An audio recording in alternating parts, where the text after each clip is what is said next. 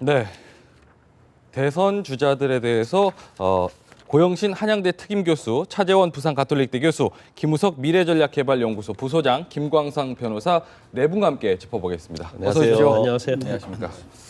네, 앞서 이제 허승 앵커가 설명해 줬듯이 이번 총선이 대선 가도의 중대 분수령이 될 것이다, 이런 전망들이 있는데, 얼마 전에 하필 이 김무성 대표가 묻지도 않았는데 관훈클럽에서 반기문 사무총장과 관련해서 언급을 먼저 하지 않았습니까? 예, 그렇죠. 아마 계속해서 이제 1위를 달리고 있기 때문에 신경 쓴 부분이 아닌가 싶은데요. 뭐 그런 측면도 있겠죠. 예. 그러나 제가 볼 때는 두 가지 점이 있지 않나. 하나는 문재인 전 대표가 더불어민주당에 충남에 가서 안희정 충남지사를 대권 후보 군으로 네, 강력히 얘기를 했죠. 그것은 충청 표심을 겨냥해서 예. 말하자면 우리 대권 후보가 여기 있다, 그러니까 밀어달라. 네. 그런 측면이 있으니까 또 그 장군 멍군으로 네. 더불어민주당도 우리도 반기문 충청 인물이 있어. 반기문 네. 총장이 얼마나 대권 후보가 될 수 있다, 그런 측면을 좀 충청 표심을 겨냥해서 강조한 측면도 있는 것 같고, 네. 또 하나는 뭐 아무래도 김무성 대표로서는 그동안 박근혜 대통령과 관계라든가 친박과 관계에서 반기문 유엔 사무총장이 예. 자기 유력한 예. 대권 후보군인 것만은 틀림없고, 네. 친박 입장에서는 뭐 마땅한 대권 후보가 없는 상황 속에서 반기문 카드를 유력하게 꺼내고 있기 때문에 네. 미리 김 빼기용 선수치기라고 저는 네. 봅니다. 그렇죠. 그래서 선수치기라는 얘기 어차피 있었죠. 뭐 자기 대권 후보 이제 총선 끝나면 본격적으로 나올 경우 네. 반기문 카드가 나올 것은 뻔하기 때문에 네. 미리 뭐 이 반기문 카드 당당하게 네. 뭐 선제적으로 들어와서 네.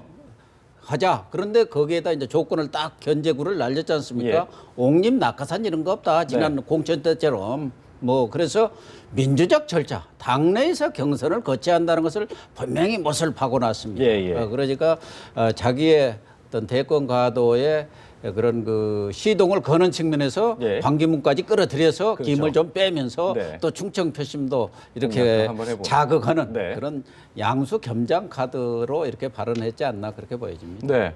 이런 상황에서 사실 반기문 사무총장 같은 경우는 그동안 이렇게 뭐 여론조사 지지율에서 넣으면 항상 1위였고 네. 빼면 물론 안 나왔지만 네. 넣으면 항상 1위를 차지했었는데, 항상 제 기억으로 20% 이상을 넘었던 것 네. 같은데 이번에는 처음으로 20% 아래로 좀 떨어진 것 같아요. 선택지가 많아지면 떨어지게 돼 있죠. 예. 사실 반기문 총장 같은 경우에는 그 정치 현장이 없기 때문에 많이 나온 측면이 있었거든요. 네. 사실 박근혜 대통령 같은 경우에도 국제 외교를 주로 할 때는 올라가죠. 국가 원수로서 활동할 때는 지지도가 올라가다가 네. 정파 싸움에 이렇게 휩쓸리게 되면 지지도가 떨어집니다. 네. 뭐 자연스러운 현상인데 네. 반기문 총장 같은 경우에는 우리나라가 배출한 국제적인 지도자 아닙니까? 예. 그러니까 뭐 반감보다는 지지하는 게 많을 수밖에 없죠. 네네. 그러나 점점 대선으로 가까워가고 유권자가 선택을 해야 하는 상황에선 과연 그러한 그 막연한 지지도가 현실적인 지지도가 될 수 있느냐, 이건 좀 다른 문제라는 네. 거죠. 그런 면에서 아까 보니까 반기문 총장이 제일 위고 그다음에 여권에서 오세훈 전 시장이 네. 2등을 김무성 했어요. 대표가 그동안 계속 2등을 차지해 왔었는데요. 그래서 문재인 전 대표에 의해서. 김무성 대표 입장에서는 사실은 반기문 총장보다는 오세훈 전 시장이 더 부담스러운 상대일 것 같습니다. 네. 그런 면에 있어서 네. 반기문 총장 얘기를 하는 거는 또 하나의 전략이 있지 않을까라는 네. 생각이 들고, 네. 또 거기에서 당의 절차를 밟아라, 네. 정치력을 스스로 입증해라라고 네. 하는 부분들은 네. 반기문 총장을 띄워주는 듯하면서도 또 잡아놓는 측면이 있고, 네. 오세훈 견제 카드로도 쓸 수 있고, 뭐 여러 가지 아까 말씀하셨듯이 양수 겸장의 그런 카드라고 볼 수 있겠네요. 네. 그런데 이제 관훈 클럽에서 토론할 때 김무성 대표가 이 얘기를 할 때는 저 여론조사가 나오기 전이거든요. 전이죠. 그렇죠. 그래서 그 당시 이제 사실 지금 동아일보에서 한 저 여론조사를 보면요. 다른 건 별로 의미가 없는데 두 가지 의미가 있다고 생각해요. 첫 번째는 오세훈 전 시장이 이번에 굉장히 치고 올라왔다는 거고, 네. 김무성 대표가 굉장히 밑으로 하락을 했다는 네, 거거든요. 네. 그런데 이건 사실 김무성 대표의 하락 자체는 옥새 파동을 겪으면서 상당히 저는 애견된 것이 아닌가 그런 생각이 들고요. 예. 그러면 저기 사실 반기문 총장 같은 경우는 뭐 계속 1위를 해왔는데 예. 전에 비해서는 좀 떨어졌단 말이에요. 네. 그런데 반기문 총장이 어떤 당적을 두고 있는 것도 아니고 네네. 만약에 유엔 사무총장을 그만두고 다시 복귀했을 때도 네. 과연 저 지지율이 있을 것인가 하는 건 좀 의문이 든다고 저는 봅니다. 네네. 만약에 여기서 야당이 됐건 여당이 됐건 어느 한쪽에 발을 담그게 나오게 되면 네. 반대 진영에서는 지지를 하지 않거든요. 그래서 저 지지율이 상당히 저는 그렇게 의미가 있다고 보지 않는데 예. 저기서 좀 관심 있게 봐야 할 부분이 뭐 언론도 그렇습니다만 오세훈 시장이 아닌가 싶어요. 네, 그래서 네. 오세훈 시장이 사실 지금 이번에 정치 복귀를 하게 되는데 네. 전에부터 새누리당 내에서도 네, 다음 대선 주제 이제 오세훈 전 시장에 대한 얘기는 많이 나왔는데 예. 이번에 이제 복귀를 하게 되면서 또 여론조사하면서 저절로 어떻게 보면 타임이 굉장히 저는 그렇죠. 좋다고 보거든요. 예. 그래서 이번에 만약에 당선이 될지 안 될지는 모르겠습니다만 네네. 당선이 된다고 한다면 네. 거기에서 한 번 더 여론조사 업그레이드 갈 거고요. 네. 그 다음에는 오세훈 시장이 어떻게 정치적 행보를 하느냐에 따라서 대권과를 갈 수 있느냐 가지 않느냐 네네. 또 현재 어떤 총선 결과에 따라서 결과에서 이긴 주류 측과의 관계에 의해서 네네. 어떤 대권과를 탄탄하게 갈 수 있느냐 갈 수 없느냐가 네네. 아마 결정이 될 것 같아요. 지금 보니까 뭐 반기문 사무총장을 뺀 지지도 면에서도 역시 문재인 대표, 오세훈 후보, 김무성 대표, 안철수 대표 이런 식으로 순서가 지금 나오고 있는 상황이긴 한데 다른 것보다 일단 중요한 게 저는 이제 앞서서 이제 북한 얘기를 하면서 박 대통령이 지금 워싱턴을 방문한 김에 예. 반기문 전 총장도 만난다고 얘기하는데 아무래도 뭐 자연스럽게 국내 정치 얘기도 하지 않을까 이런 생각도 좀 드는데요.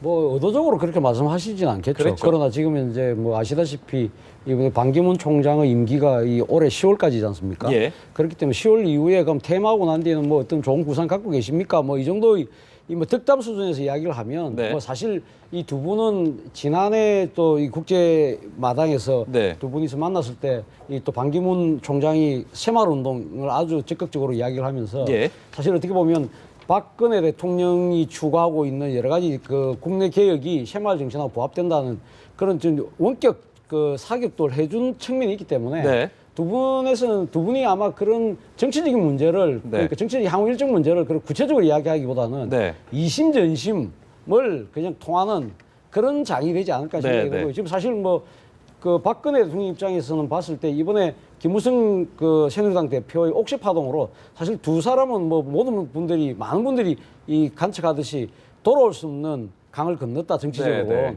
그렇다면 박근혜 대통령 입장에서는 자기 여권 내 주자를 누구로 내세울 건가 부분을 네. 본인이 분명히 생각하고 있을 건데 네. 그 카드로 사실 반기문 사무총장의 카드가 사실 더 매력적으로 다가올 수밖에 없는 네. 그런 상황인 거지 않습니까? 네. 그리고 아까 뭐 여러분들 말씀하셨듯이 지금 이제 또 다른 뉴페이스가 이제 오세훈 전 서울시장이 네. 지금 떠오르고 있기 때문에 예. 아마 지금 그 박근혜 대통령 입장에서는 이번에 뭐 반기문 총장의 생각도 한번 타진해보고 네. 그리고 또 돌아와서 이번 선거 결과 보고 난 뒤에 오세훈 후보가 과연 당선되는지 보고 네, 네. 그 뒤에 나름대로 나는 이제는 나름대로 꽃내로표를 지게 되어서 그런 아마 정치적인 뭐 이런 나름대로 안도감 이런 걸 갖고 돌아오시지 않을까 생각이 들어요. 네, 알겠습니다.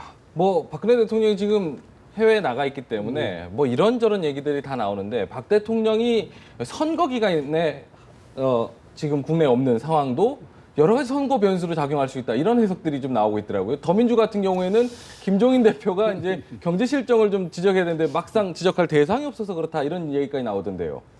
그렇죠. 뭐 지적할 대상도 없지만 국가 원수가 해외에 나가서 지금 뭐 북핵 문제라든가 이런 네. 중대한 외교 안보 문제를 논의하고 있는데 그 뒤통수에다가 대고 막 뭐 비난하고 욕하고 뭐 이렇게 헐뜯기는 아무리 야당이라고 하더라도 자칫하면 예. 역풍이 불 수도 있는 그런 상황 아니겠습니까? 그래서 야당으로서는 좀 공격의 초점이 이렇다 이렇게 할 수도 있겠지만 뭐 곧 돌아오시고 또 뭐 네네. 야당이 그런 거 생각합니까? 뭐 필요하면 또 막 해야 되니까. 네네.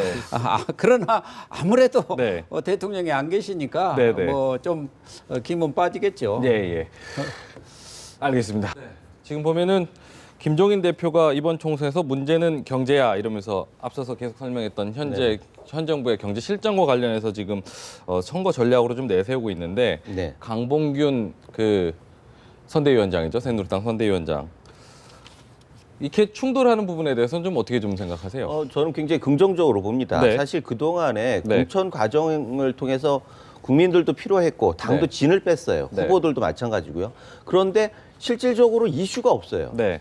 무엇인가 국민들 삶에 도움이 되는 이슈가 있어야 하는데 경제는 강조하면서 경제도 없어졌고 네. 안보 상황이 아주 위태로운 상황인데 북이 예. 계속적으로 도발하는데 그 뉴스도 정치권에서는 뭐 블랙홀처럼 빨아들여가지고 없어져 버리는 그런 상황이 계속됐습니다. 예. 이제 겨우 전열을 정비하고 이제 그 정책과 공약에 대해서 얘기를 하기 시작했는데 네. 경제 문제에 대해서 굉장히 심각하게 다뤄야 할 상황이 틀림없습니다. 네. 국민 삶도 팍팍하고 비전도 굉장히 약해요. 네. 국제사회는 점점점 어려워지고 있고 중국은 스스로 그 내수를 위해서 우리 수입의 그 차단막을 만들고 있고 여러 가지 어려운 상황에서 경제 문제에 대해서 정치권이 네. 정면으로 아젠다로 삼는 거는 너무나 당연한 건데 예. 그동안 안 했다는 게 더 이상한 일입니다. 예. 문제는 경제 민주화와 성장이라고 하는 두 가지는 사실 옳고 그름의 문제는 아닙니다. 네. 이게 둘 다 같이 가야지 선순환 구조를 하면서 경제가 계속 발전할 수 있죠. 그런데 상황에 따라서 우선순위는 있어요. 예. 지금 그 야당에서 경제 민주화를 얘기를 하는데 사실 경제 문제와 민주화를 얘기하기에 우리 경제적인 자생력, 힘이 너무나 떨어지고 있다라는 거예요. 그런 면에서 이 위기의 본질을 보지 않고 네. 과거의 경제 민주화를 계속 반복하고 있기 때문에 경제적 책임을 묻는다라고 얘기를 하지만 국민들한테 반응을 일으키지 못하고 있다. 네. 그런 면에서 일단 야당에서 지금 경제 민주화 가지고 그 경제 이슈를 삼겠다라고 하는 건 성공적이지 않은 것 같습니다. 아직까지는. 문제는 강병균 선대위원장이 지금 양적 완화나 법인세 문제를 예, 지금 예. 화두로 던졌어요. 그래서 사실 이슈를 선점을 하고 있습니다.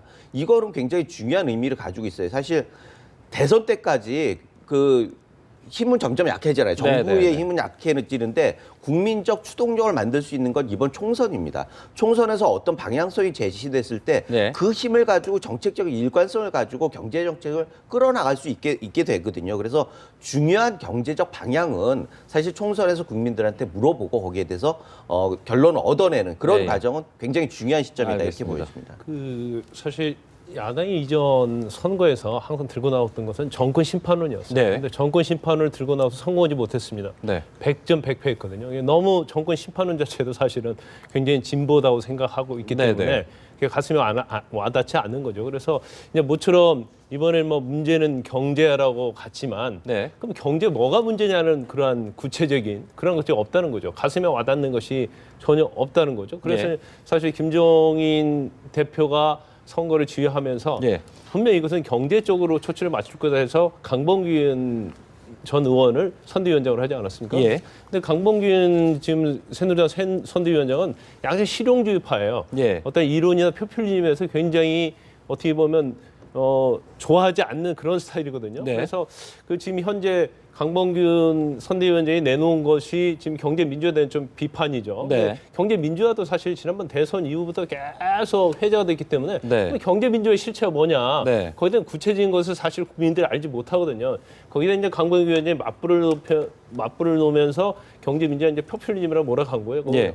근데 이번에 이제 가장 중요한 포인트가 하나가 양적 완화라는 생각을 합니다. 네, 왜냐하면 사실 지금 경제가 굉장히 어려운데 이 경제를 어떻게 살릴 건가에 대해서 실용주의자인 강봉균 위원장이 양적 완화라는 카드를 들고 와서 이게 사실은 논란이 불이 굉장히 크게 붙었지 않습니까? 네. 그런데 사실 우리 김효수 소장님께서 말씀하셨지만 이게 사실 이번 총선하면서 처음으로 정책 대결이 처음으로 된 거라고 볼 수 네, 있어요. 네. 그래서 그 부분에서 굉장히 바람직한데 이게 선거기간이 굉장히 짧거든요. 네. 이게 뭐 얼마 남지 않았어요. 그래서 이게 경제 정책에 대해서도 양적 완화 부분에서 이게 충분히 야당과 여당이 싸울 시간이 없다는 거죠. 알겠습니다. 그런데 그 경제 민주화에 대해서도 예. 야당에서 그러면 경제 민주화 어떻게 할 것이냐 해서 구체적인 거 아까 제시를 한다고 말씀드렸는데 예. 새누리당에서 뭐 청년 일자리 할지 민생 문제 할지 이런 구체적인 정책을 가지고 서로 토론이 되고 예. 표를 얻어야 하는데 이게 너무 추상적인 측면이 있다라는 그런 걸 좀 지적하고 싶습니다. 예, 알겠습니다. 사실 새누리당 측면에서 보면 네. 강병균 전 의원을 모셔와서 선대위원장 한 게 지금까지는 제가 봐도 성공적으로 보입니다. 네, 네. 사실 뭐 강병균 위원장이 나와서 뭐 아까 방금 말씀하신 양적 네. 완화 그 부분 화두를 던지면서 사실은 이 지금 경제 부분에 대해서 이 김종인 대표가 상당히 강점을 갖고 있는 분인데 네. 그분이 내세웠던 경제 민주화 부분을 좀 희석화시키는 네, 네. 그런 식으로 하니까 좀 새로운 이슈를 해서 지금 뭐 논쟁을 붙이고 네. 그래서 총선이 이 경제 민주화에 초점이 맞춰지려는 그 시선을 땡겨오고 네, 네. 그리고 또 하나는 김종인 대표가 지금 이 경제 실정에 대한 심판을 이야기하면서 김종인 대 박근혜 대통령의 이 구도를 이렇게 만들어 가려고 했는데 어떻게 보면 지금 김종인 대 강봉균의 구도처럼 예. 만들어가는 부분에 있어서는 새누리당으로서는 박수를 칠만하죠. 네, 네. 한데 네. 문제는 지금 오늘 한국일보 지금 여론조사를 보면 예. 지금 김종인 대표가 지금 주장하고 있는 경제 실정에 따른 네. 정권 심판론이 사실 좀 어느 정도 먹혀 들어가고 있다는 겁니다. 네. 지금 여론조사에 의하면 52%로 네. 지금 거기 그 야당 심판을 내세우는 새누리당의 프레임보다는 조금 더 앞서가고 있고 예. 그리고 지금 정권 심판론에 대한 이 유권자들이 한 달 사이에 11%나 더 적극적으로 찬성하는 입장을 보이고 있다는 거죠. 예. 그리고 지금 또 하나의 부분은 이런 뭐 그 여론조사상의 문제뿐만 아니라 네. 지금 현재 국민들이 먹고 사는 문제 사실 심각하지 않습니까? 네. 심각한데 사실 새누리당이 이번에 5대 여러 가지 정책 그 공약을 내세우면서 그걸 네. 이행하지 못했을 경우는 세비 1년치 세비를 반납하겠다고 네. 이 동영상 통해서 공정까지 하는 그 동영상까지 선보인다고 이야기인데 결국 그것이 지금 제가 알기로는 전체 한 20분 정도의 후보만 지금 60명 정도까지 갔습니까? 그러니까 전체 후보가 지금 지역구가 253명인데 네네. 지금 하여튼 절반에도 못 미치는 그런 상황인 걸 보면 네네. 그런 부분들에 대해서 국민들이 이건 어떻게 생각을 할까? 근데 네. 사실은 어떻게 보면 지금 경제민주화를 외치고 있는 지금 그 더불어민주당의 이야기가 지금 상당히 양극화가 지금 상당히 더 악화되고 있는 건 사실이지 않습니까? 네네네. 그런 부분에 있어서 물론 더불어민주당도 좀 구체적으로 손에 잡히는 이 정책을 얼만큼 이렇게 지어줄 수 있느냐는 부분도 분명히 있긴 하지만 네. 그럼에도 불구하고 지금 그 강봉균 선대위원장이 이야기하는 양적 완화를 통한 여러 가지 지금 현재 이 프레임 전환 부분이 종국적으로는 그렇게 쓱 먹혀 들어갈 것 같지 않다. 뭐 저는 그렇게 봅니다. 일단은 여기에서 그 네. 심판이라는 게 있습니다. 사실은 짧게 부탁드리겠습니다. 네, 네. 증권 중반에 그 총선은 심판의 기능이 있는데 네. 심판을 하려고 하면 사실 일을 하게 해주고 나중에 심판을 해야 하는데 예, 예. 사실 그 책임을 야당이 스스로 다 져버렸어요. 네, 네. 알겠습니다. 뭐 정당 상황도 좀 살펴봐야 될 것 같아서요. 지금 보면은 새누리당 입장에서는 TK 지역 때문에 지금 전전긍긍하고 있지 않습니까? 그렇죠. 무소속 돌풍바람 불고 있어서 지금 본데 이쪽에서 이제 바람 불고 있는 유승민 의원이요. 유승민 후보가요. 예. 지금 보면 상대적으로 이제 새누리당 그 경쟁 후보가 없다 보니까 좀 여유가 있는 것 같아요. 네, 탈당 무소속 후보 다른 지역까지 이렇게 지원 예. 유세를 다니던데 밀양까지 갔더라고요. 조혜전 후보 네네. 유세도 갔고 네. 또 대구에서는 떨박 삼총사라고 떨어진 박 삼총사입니다. 예. 유성걸 권은희 의원 네네. 그 지역도 또 이렇게 같이 연대해서 백색바람을 일으키려고 하는 예, 것 같아요. 예. 박근혜 대통령의 지지율이라든가 또 새누리당의 지지율이 지금 상당히 떨어진 것도 결국은 TK 지역에서 네. 그런 민심 위반이랄까 네. 그런 것들이 많이 작용을 한 것 같아요. 그것이 네. 옥새 파동 때문인지 네. 아니면은 이항구 공관위원장의 네. 그 잘못된 공천 때문인지 그것은 뭐 명확히 드러나지는 않았습니다만 네. 이번 공천을 겪으면서 대구 민심이 네. 상당히 자존심이 상한 것만은 틀림없고 네. 그런 차원에서 지금 유승민 유승민. 의원 네. 이런 그 무소속이 상당히 돌풍을 일으키고 있는 상황입니다. 뭐 끝까지 가봐야겠죠. 예. 가봐야 알겠습니다만은 예. 대구와 TK라든가 또 호남은 역시 부뚜껑 민심이 있거든요. 네, 들어가서 투표장에 들어가서 붓이 1번으로 가보고 2번으로 가버리니까 예, 마음 예. 먹고 또 달리 손이 가버리는 게 이제 부뚜껑 민심 아닙니까? 예. 그러나 대구에서 지금 12석인데 네.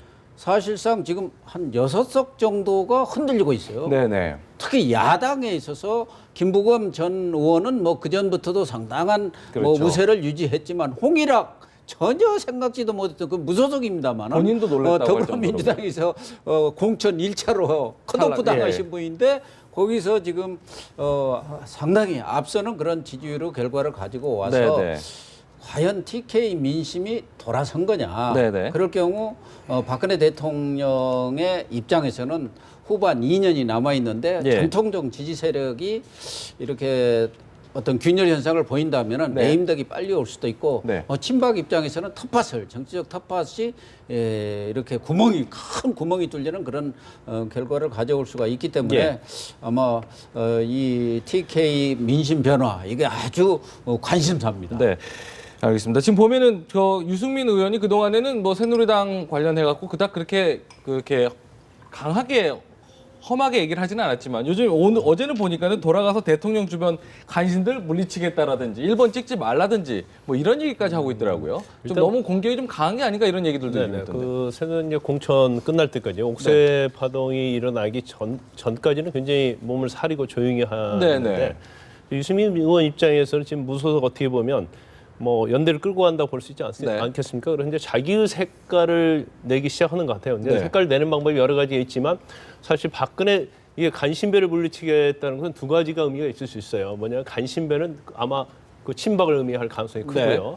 그다음에 간신배의 말을 듣는 박근혜도 대통령이 있다고 볼 수 있는 거거든요. 네. 근데 사실 박근혜 대통령을 직접 칠 수는 없기 때문에 이제부터는 이제 자기의 색깔을 내겠다. 더군다나 이번 총선을 보면 당선될 수 있다는 자신감이 물론 그건 배어 있는 거죠. 네, 네. 그러면 자기가 당선으로 끝나는 게 아니고 결과적으로 자기를 따랐던 사람, 자기의 계열을 다 챙겨줘야 하는데 네. 그러기 위해서는 뭔가 팩트가 있어야 하거든요. 네. 그래 그전같이 공천의 어떤 결과가 나오기 전까지 그렇게 조용히 가면은 사실은 본인이 어떤 대두될 수 없을 뿐더러 무소속이 승리할 수 없는 그런 생각을 하고 있는 것 같아요. 그래서 네네. 이제 본인의 색깔을 내고 있는 것으로 보입니다. 네. 그런데 지금 아까 우리 고 교수님 말씀드렸지만 예.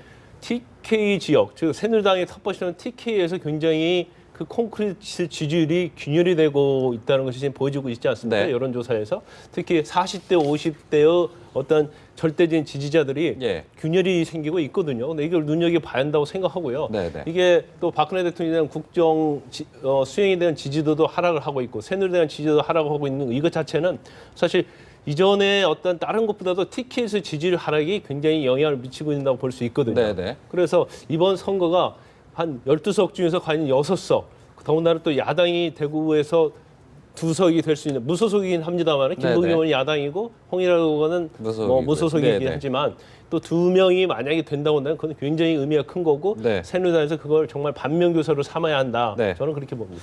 알겠습니다. 유승민 의원이 지금 유세를 어저께 하는 걸 보니까 아마 정치적으로 상당히 나름대로 묘수를 잘 선택했다는 생각이 들어요. 네. 그러니까 지금 뭐 아시다시피 아무리 지금 뭐 대구의 지지율이 조금 대통령의 지지율이 조금 흔들린다 하더라도 박근혜 대통령과 대립각을 세우는 것은 본인이 스스로 정치적인 하나의 뭡니까 그걸 자처하는 거기 때문에 본인이 그 수는 쓰지 않고 예를 들면 지금 대통령의 눈과 귀를 가리는 간신들 이 부분들을 척결하겠다. 네, 네. 그래서 이제 대통령을 아, 지지하는 예, 예. 청들에게도 예. 약간 소구력 있게 다가가는 거고 네. 또 하나는 뭐냐면 지금 현재 자신을 비롯해서 자신을 따르는 사람들이 정체성 문제로 떨어뜨리는 이러한 부분들에 대해서 이 뭐 물론 이제 이 심판을 해야 되는 것도 있지만 대통령 사진을 떼라 말라 하는 그런 그렇죠. 약간 치졸한 정치 보복에 대해서도 네, 네. 그거 생각할 것 같으면 네.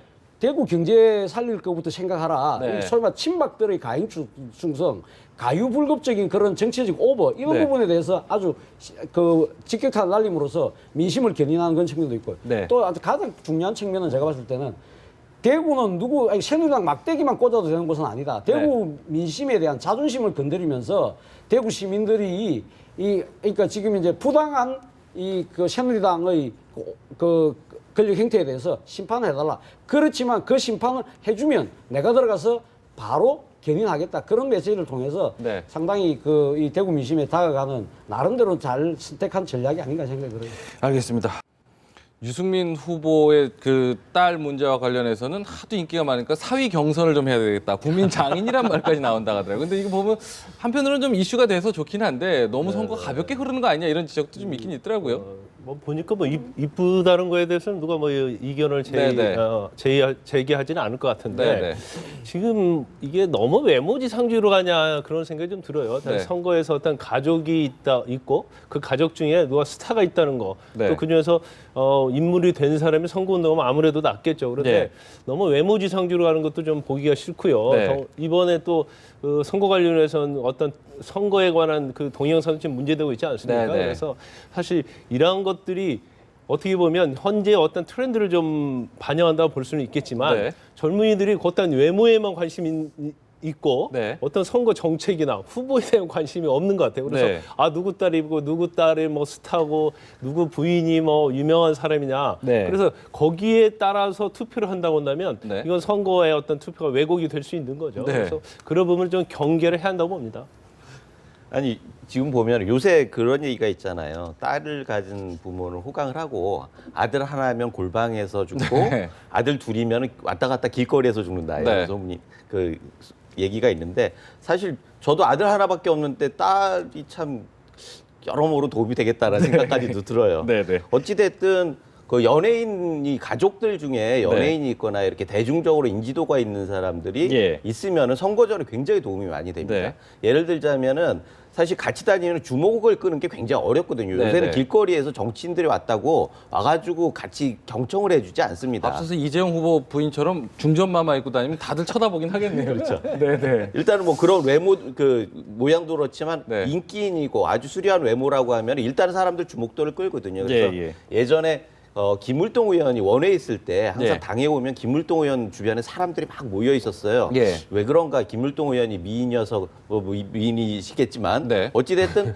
같이 다니는 일이 수행하면서 하는 분들이 굉장히 미인을 수행을 하더라고요. 네, 그때 연기 아카데미도 하고 이런 아, 시대였는데 예, 예. 그러면서 아주 주목도를 끄는 모습을 보면서 역시 정치인들이나 연예인들이나 대중 앞에 서는 거 아닙니까? 예. 대중 앞에서 사람들의 이목을 끌고 예. 거기서 메시지 그리고 연기를 통해서 이렇게 사람들의 공감을 얻어내는 면에 있어서 예. 연예인들, 방송인들 그리고 뭐 정치인들이 어떻게 보면 유전적으로나 아니면 사주 면에서 좀 비슷하지 않을까 이런 생각도 해봐요. 예. 근데 보면요, 딸들은 도움이 된 것 같은데 아들들은 별로 도움이 안 되니까 이해창 총재, 네. 또 정몽준 또 전 후보 아들, 그랬었죠. 또 김무성 사이 뭐 아들도 별로 뭐 거기도 아들이 배우 아닙니까? 네, 근데 네. 별로 도움 안 되는 것 같아서 역시 딸이 중요한 것 같아요. 아들보다는 딸이다 이렇게 말씀을 해주시는 것 같은데 끝으로 뭐 재밌는 얘기가 하나 좀 더 있어서 지금 보면은 뭐 대구 민심이 워낙에 뜨겁고 친박 뭐 이런 부분도 좀 뜨겁고 이러다 보니까 사실 아까 유승민 후보 얘기를 잠깐 했었지만은 경쟁 후보가 이제 더불어민주당의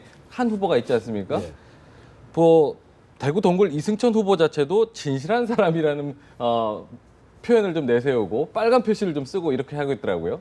원래 이래 상대당이 강세 지역이 그러니까 후보가 나가면 네. 그 상대당의 마케팅을 좀 따라하면서 약간 좀 후유권자들로부터 혼선을 빚게 하는 네. 그런 전략이 좀 필요할 수도 있거든요. 네, 네. 그런 차원에서 아마 또 이 소위 말하는 진실한 사람이라는 거 말 그 자체는 상당히 좋은 거 아닙니까? 네, 네. 그걸 갖다가 지금 이제 이 친박계라고 불리는 분들이 자신들의 정치적 마케팅에 사용하면서 그것이 약간 좀 오도된 좀 측면이 있지만 네. 그런 측면을 갖다가 좋은 뜻으로 나는 살리겠다. 네. 그리고 워낙 또 이 지금 그 유승민 의원이 무소속으로 나오는 바람에 전국적 핫 이슈가 되면서 자신은 무치익이기 때문에 네. 뭔가를 안 튀고는 네. 튀지 않고서는 주목을 못 받으니까 네. 그런 여러 가지 고육에서 비롯된 지책이죠. 예. 선거전이 본격화되면서 좀 참 이런저런 재밌는 홍보 전략들이 많은 것 같습니다. 오늘 대담은 여기서 좀 마무리해야 될 것 같습니다. 함께해 주신 여러분께 감사드립니다. 고맙습니다. 감사합니다.